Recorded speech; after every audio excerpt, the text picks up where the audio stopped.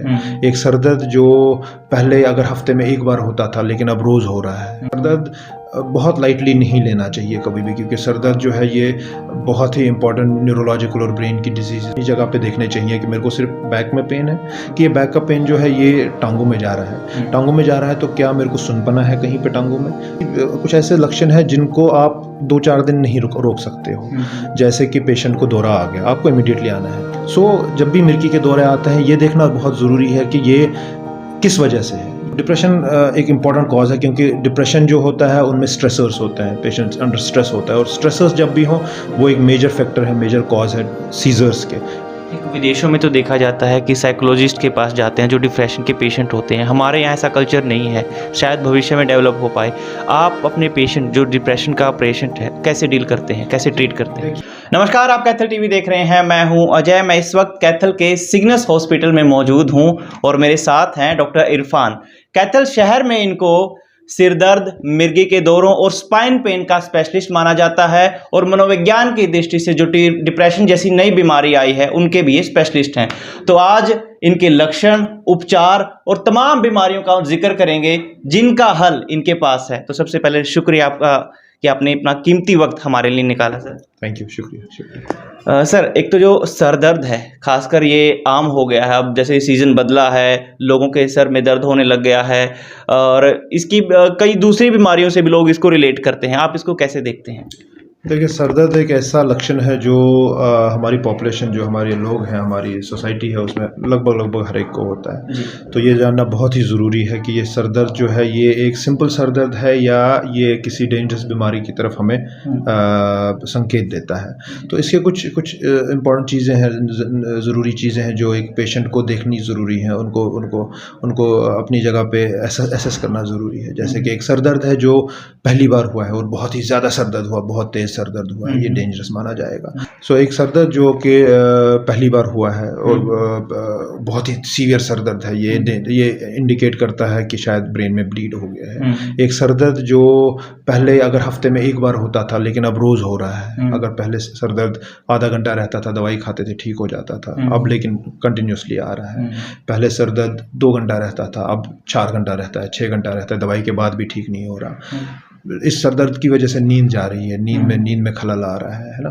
तो ये सब या इस सर दर्द को पहले उल्टियाँ साथ नहीं थी, अब उल्टियाँ आ रही हैं। इस सर दर्द के साथ साथ अगर दौरे आ रहे हैं, तो ये कुछ ऐसी चीज़ें हैं जो कि हमें सचेत करनी चाहिए एक पेशेंट को कि अब मुझे डॉक्टर के पास जाना बहुत ही ज़रूरी है। सर दर्द बहुत लाइटली नहीं लेना चाहिए कभी भी, क्योंकि सर दर्द जो है ये बहुत ही इंपॉर्टेंट न्यूरोलॉजिकल और ब्रेन की डिजीज़ को दिखाता है, को दर्शाता है, चाहे वो मनोविज्ञान की तरफ से हो या चाहे वो न्यूरोसर्जरी की तरफ से हो। जैसे कि ट्यूमर्स हैं हमारे, है ना, या ब्लीड्स हैं, या अधरंग या खून का धब्बा जमा हो जाना, या इसके साथ साथ कुछ वैस्कुलर डिजीज़ जो वहाँ की जो मांसपेशियाँ होती हैं और खून की रक्त कोशिकाएँ होती हैं उनमें इश्यूज़ होने की वजह से, या अगर ये सब ना भी हो तो डिप्रेशन का कारण हो सकता है सर दर्द। डिप्रेशन का कारण भी हो सकता है सर दर्द, और डिप्रेशन का आउटकम भी हो सकता है सर दर्द। तो सर दर्द एक ऐसी चीज़ है जिसको कभी भी लाइटली नहीं लेना चाहिए, और हमेशा एक डॉक्टर के पास आ जाओ जब भी सर दर्द हो। इन एडिशन टू सर दर्द, अगर सपोज एक पेशेंट को मिर्गी के दौरे आ रहे हैं, उसको हमेशा ज़रूरी है डॉक्टर के पास जाना, रादर दैन किसी एक नौसिखिए या जो एक क्वैक है जिसको पता नहीं है क्या चल रहा है, जिसको पता नहीं है डॉक्टरी में क्या चल रहा है, उसका उनको छोड़ के ज़रूरी आना है डॉक्टर के पास। ऐसे ही अगर अधरंग है पेशेंट को, अगर डिप्रेशन का शिकार है पेशेंट, नींद नहीं आ रही है, और बिहेवियरल एबनॉर्मलिटीज़, यानी कि अगर एक पेशेंट है जो पहले अच्छे से हंसता खेलता था, सबसे इंटरेक्ट करता था, और ऑल ऑफ ए सडन उसने इंटरेक्शन छोड़ दिया है, वो अब इंटरेक्ट नहीं कर रहा लोगों के साथ, अपने साथ ही मस्त रहता है, अपने साथ ही मगन रहता है। जो पहले अगर काम कर रहा था, अब काम में इंटरेस्ट नहीं है उसके। अगर जो कुछ अनवारंटेड बिहेवियर्स हैं, जैसे कि पेशेंट पहले तो बिल्कुल ठीक था, लेकिन अब दोस्तों के सामने कपड़े निकाल रहा है, जाके जहाँ पे यूरिनेट नहीं करना है वैसे यूरिनेट कर रहा है। इनको हम लोग बोलते हैं बोलते हैं बिहेवियरल एनॉमलीज, ठीक है। ये सब चीज़ें अगर पेशेंट को हो रही हैं तो ज़रूरी है एक अच्छे स्पेशलिस्ट को दिखाना। तो तमाम एस्पेक्ट से आप देख रहे हैं इस चीज़ को, लेकिन मेरे जैसा पेशेंट जो ज़्यादा कैजुअल नहीं लेता सिर दर्द को, वो पीसीएम को प्रेफर करेगा अगर सर दर्द हो जाए, या किसी कॉम्बीफ्लेम या किसी दूसरे सॉल्ट की दवाई ले लेगा। ऐसे में उन पेशेंट्स को आपकी सलाह क्या होगी अगर सर दुखता है उनका? जी देखिए, अगर सर दुखता है और आप पैरासिटामोल और कॉम्बीफ्लैम या ऐसी दवाइयाँ लेना कोई गलत नहीं है।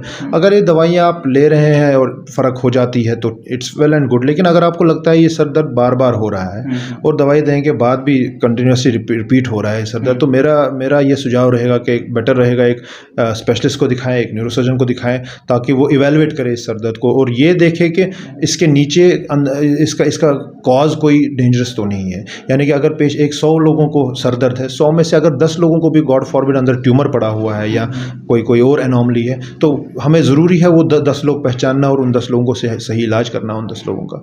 सो मेरे हिसाब से आना चाहिए डॉक्टर के पास, स्पेशलिस्ट के पास दिखाना चाहिए, बनता है।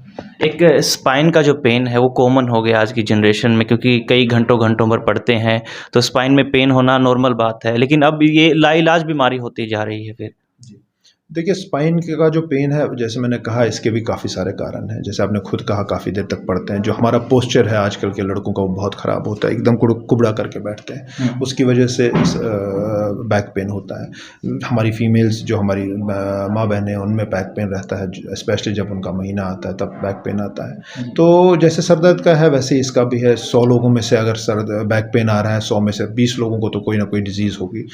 आना ज़रूरी है डॉक्टर के पास, दिखाना ज़रूरी है डॉक्टर को कि क्या है।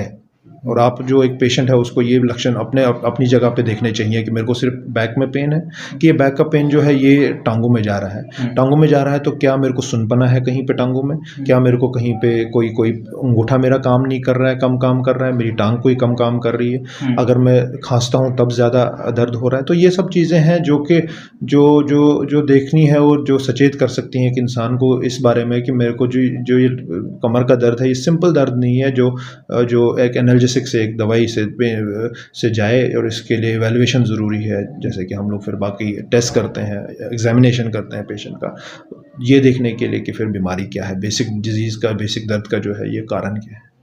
एक देखो, गंभीर दर्द अपनी जगह है, लेकिन एक नॉर्मल दर्द है, उस अवस्था में उपचार के लिए फिर क्या करना चाहिए उनको? अगर जैसे मैंने कहा, अगर एक सिंपल कमर का दर्द है, हेडेक है, स्पेशली ये दो मैं बोलूँगा, तो आप ले सकते हैं, आप कोई भी एनाल्जेसिक, कोई भी पेन किलर ले सकते हैं for may be 3 days 4 days 5 days. लेकिन अगर उसके बाद भी ये दर्द नहीं जाता है तो मेरी सलाह ये रहेगी कि इमीडिएटली एक स्पेशलिस्ट से या सुपर स्पेशलिस्ट से कंसल्ट किया जाए और देखा जाए कि क्या इश्यूज़ हैं।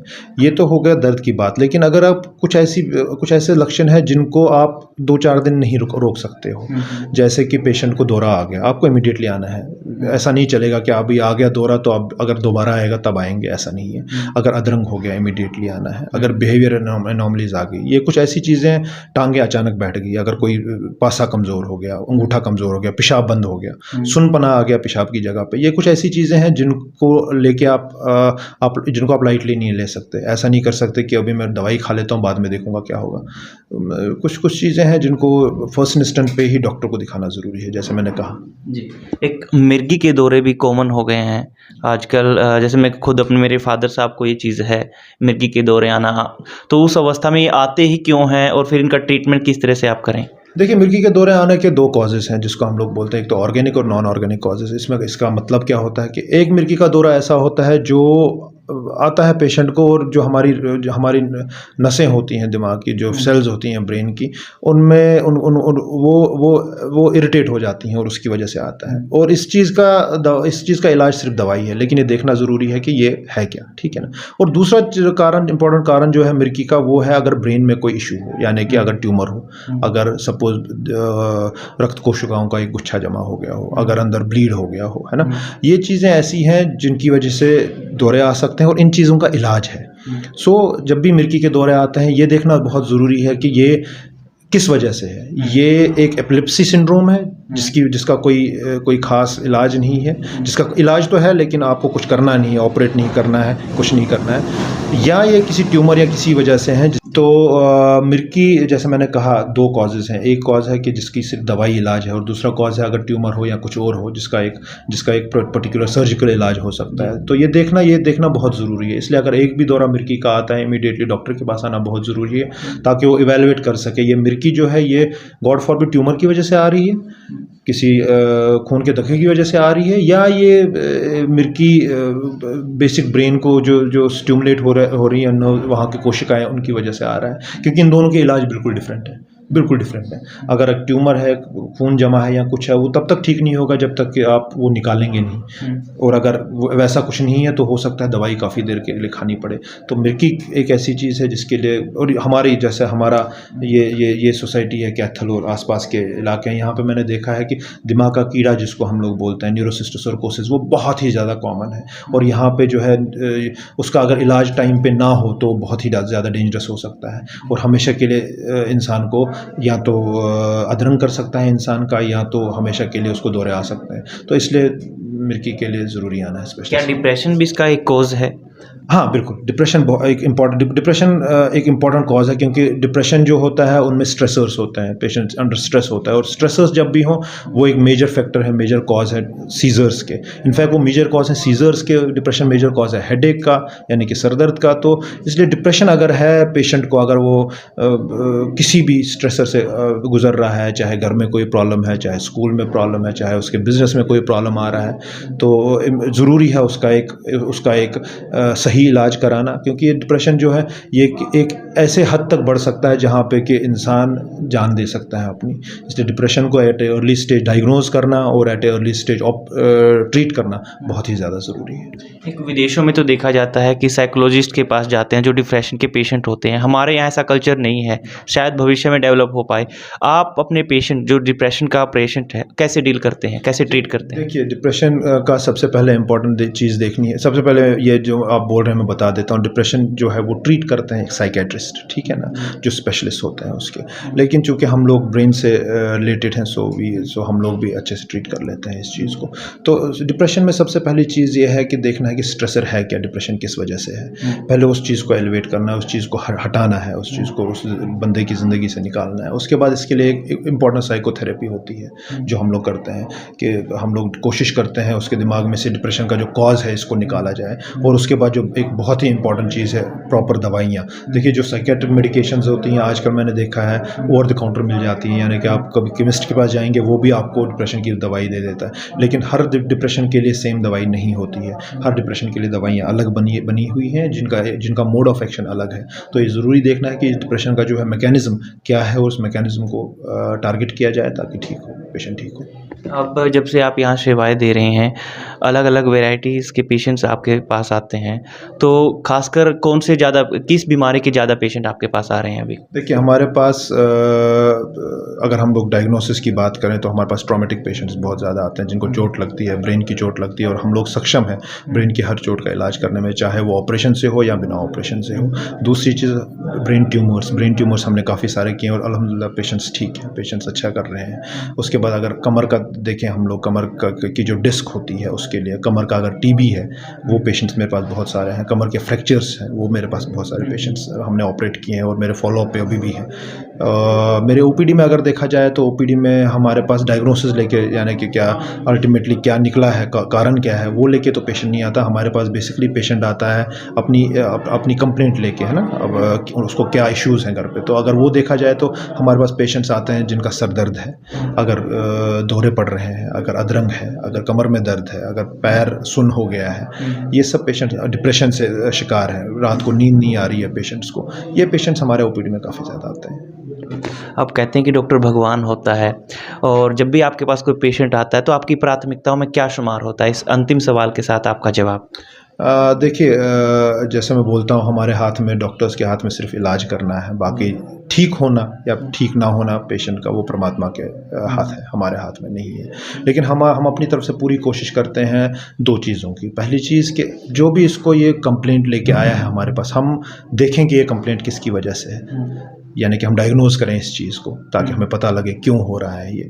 और अगर ये डायग्नोज अब आ गया हमारे पास तो हम लोग इसको दवाइयों से ठीक कर सकते हैं या ऑपरेशन से ठीक कर सकते हैं। सो अल्टीमेटली हमारा गोल ये रहता है कि जो पेशेंट है, जो इसका क्योंकि पेशेंट को लेना देना नहीं है ट्यूमर से, पेशेंट को लेना देना नहीं है ब्लीड से, पेशेंट को लेना देना नहीं है डिस्क से, पेशेंट को लेना देना नहीं है फ्रैक्चर से, उसको लेना देना है सर दर्द से, उसको लेना देना है उसको नींद नहीं आ रही है, उसको लेना देना है उसके कमर में दर्द है, इस सब से। सो हमारा गोल जो होता है किसी भी डॉक्टर को वो ये रहता है कि इसका जो सिम्टम है वो ठीक किया जाए किसी भी तरीके से, और ये सिम्टम तभी ठीक होगा जब डायग्नोसिस प्रॉपर होगा, और उस प्रॉपर डायग्नोसिस के बाद एक प्रॉपर ट्रीटमेंट होगा।